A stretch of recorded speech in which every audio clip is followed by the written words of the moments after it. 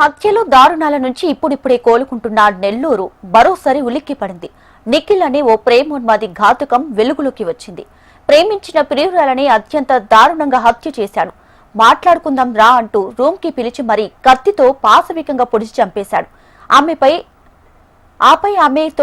ఆమె కత్తితో పొడుచుకుందని పోలీస్ స్టేషన్లో లొంగిపోయాడు.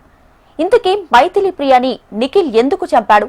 మృతురాలి తల్లి, ఆమె చెల్లి ఏమంటున్నారు? మైథిలి ప్రియ హత్యకు సంబంధించి మరింత సమాచారాన్ని నెల్లూరు నుంచి మా ప్రతినిధి నర్సింహులు అందిస్తారు. వైద్య విద్యలో మరో ఉన్నతమైనదిగా భావించే బి.ఫార్మసీని పూర్తి చేసుకొని రేపో మాపో ఉద్యోగంలో చేరబోతున్నటువంటి ఓ బి.ఫార్మసీ విద్యార్థిని మైథిలి ప్రియ గత రాత్రి దారుణ హత్యకు గురయ్యారు.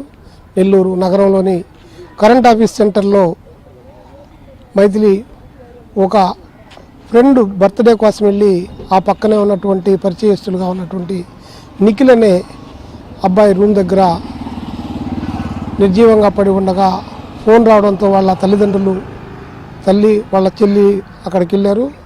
అసలు మైథిలి ప్రియ ఇంత దారుణ హత్యకు గురి కావడానికి కారణాలేంటి? ఆ తల్లిదండ్రుల ఆక్రందన, ఆవేదనలో వాళ్ళు ఏం చెప్తున్నారు? ప్రస్తుతం మైథిలి తల్లి, వాళ్ళ చెల్లి వీళ్ళిద్దరూ ఇక్కడే ఉన్నారు. వాళ్ళతో మనం మాట్లాడేటువంటి ఒక ప్రయత్నం చేద్దాం. ఏం జరిగిందమ్మా రాత్రి? నిన్న నైట్ 11 కల్లా మేము నిద్రపోయాము. అన్నం తినేసి పడుకోన్నాము. తన పార్టీకి తను ఫోన్ చూసాను, నేను నిద్రపోయాను. ఇంకా సర్లే పడుకుందిలే అని చెప్పి నేను కూడా పడుకున్నాను. 1:46 అప్పుడు వాష్రూమ్కి అని చెప్పి పైకి లేచాను. తీరా పక్కన చూస్తే అక్క లేదు.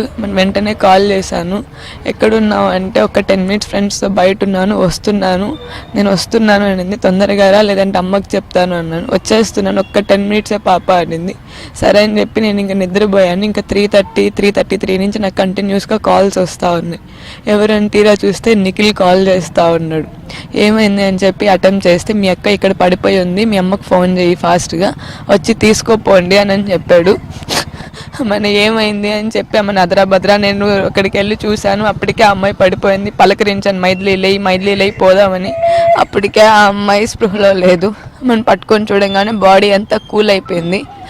మన వెంటనే నాకు ఇంకేం అర్థం కాక ఏమైంది అని అడిగితే, గొడవలో కత్తితో నేనే పొడిచాను, చచ్చిపోయింది అని చెప్పాడు. అమ్మాయిని ఇట్లా కాదు అని చెప్పి మా పేరెంట్స్కి కాల్ చేద్దామని చెప్పి కిందకు వచ్చాను. అమ్మ వాళ్ళకి కాల్ చేస్తే వస్తూ ఉన్నారు. ఈ లోపు కింద ఆంటీ హెల్ప్ తీసుకొని